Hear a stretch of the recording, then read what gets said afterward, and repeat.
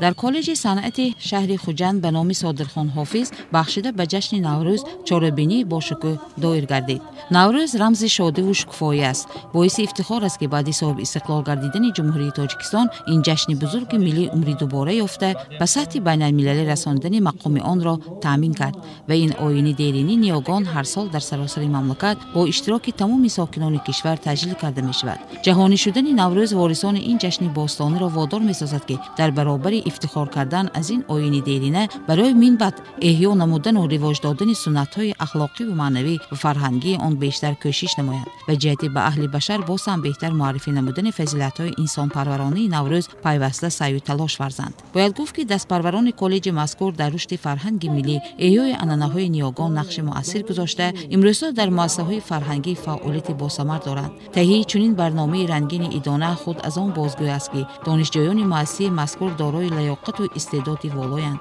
در این بارگاه علم و فرهنگ محصلین از روی 20 نامگاه اختصاص به تعلیم و تربیت فرا گرفته شدند. وابسته به این ارج گذاشتن به گذشته پر افتخار برای تشکل معنویات نسل‌های امروز و آینده نقش کلیدی دارد. از نو زنده گردیدن رسم و آیین‌ها، سنت و عنعنه‌ها و لباس‌های ملی، مراسم و جشن‌های باستانی از جمله نوروز به تقویت حافظه تاریخی و حس ملی مردم کشور و مخصوصا نوارسان و جوانان مساعدت می‌نماید. تاجیکان صاحب ادبیات و فرهنگ غنی و قدیمی بوده، اکثر تشبس‌های بین‌المللی که در عرصه جهانی از جانب تاجیکستان صاحب استقلال پیشبری کرده می‌شود، محض از همین فرهنگ و معنویات دیرینی خلقمان سرچشمه می‌گیرد.